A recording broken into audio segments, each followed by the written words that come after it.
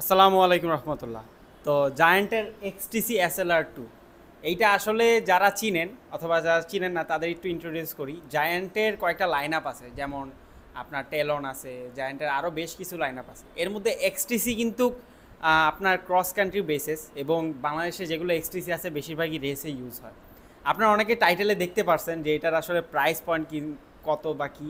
আমি আসলে এটা প্রাইস পয়েন্ট নিয়ে আলাপ করব না, ডিসক্রিপশনে এভরিথিং প্রাইস পয়েন্ট সহ স্পেক নিয়ে যান, দেখতে পারবেন। আমি আসলে আজকের ভিডিওটা করতেছি যে আসলে এই বাজেটে আপনার একটা ফ্ল্যাগশিপ বাইকে আসলে কি কি থাকে, এবং এইটার স্পেসিফিক আপনার কি কি ভ্যালু আপনারা পাচ্ছেন এইটা।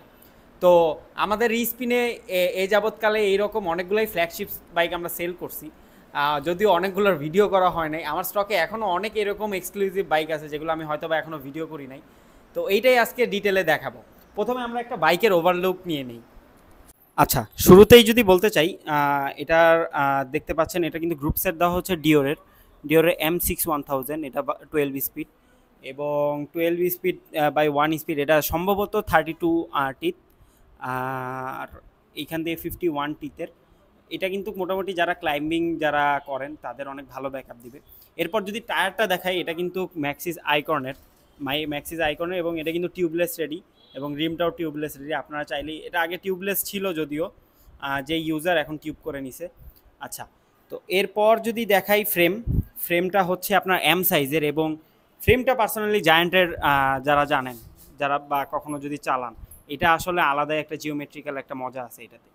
আচ্ছা, এরপর হচ্ছে জায়ান্টের স্টকেরই, এটার কোনো স্পেসিফিক কোনো কিছু উল্লেখ করা নাই, বাট এটা কিন্তু এয়ার ফর্ক, এবং থার্ড পার্টি এয়ার ফর্কের চেয়ে খুবই ভালো। হ্যাঁ, এবং হাবগুলো শিমানোর ইউজ করা হয়েছে, এই যে যদি দেখাই শিমানোর। ব্রেকটা MT200-এর, যদি আরেকটু আপগ্রেডেড কিছু থাকলে আমার ভালো লাগতো, বাট MT200 এখন মোটামুটি ফ্ল্যাগশিপ অনেকগুলো বাইকই দেওয়া হয়। আর শিফটার 12 স্পিডের। হ্যান্ডেলবারটা যার ছিল উনি আপগ্রেড করছে, জেসিকার লাগাইছে। স্টকে থাকে জায়ান্টেরই, ওইটাও ফ্ল্যাট বারের মতোই। আর যদি হাবগুলো দেখে, হাবগুলো কিন্তু আপনার থ্রু এক্সেল, হ্যাঁ, থ্রু এক্সেলের হাব, এবং হাবগুলোতেও যথেষ্ট রোলিং আছে। আচ্ছা, ক্র্যাঙ্কটা যদি দেখাই, ক্র্যাঙ্কটা হচ্ছে কিন্তু আপনার ডিওরের না, এটা হচ্ছে জায়ান্টেরই প্রে 6 বা এরকম টাইপের, বাট ভালো, নট ব্যাড। তো এই ছিল। আর স্যাডেলটা একটু আপগ্রেড করা হয়েছে, নতুন যেই স্যাডেল, ভাইরাল স্যাডেল কিউবের, ওইটা লাগানো হয়েছে।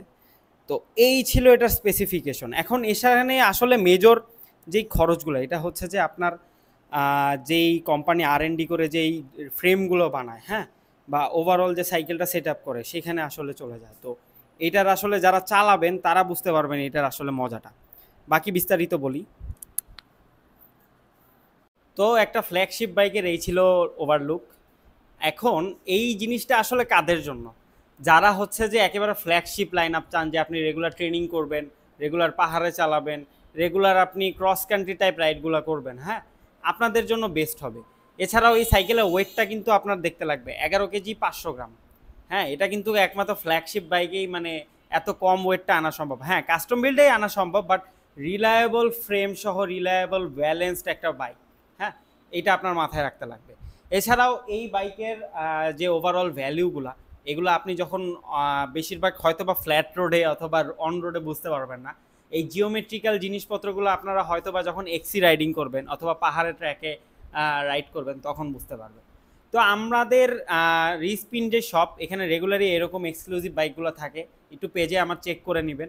এছাড়াও এভরিথিং কোনো কিছুতে আমাদের পেজে ইনবক্স করতে পারেন, আমরা যথেষ্ট হেল্প করার ট্রাই করি আমাদের কাস্টমারদের।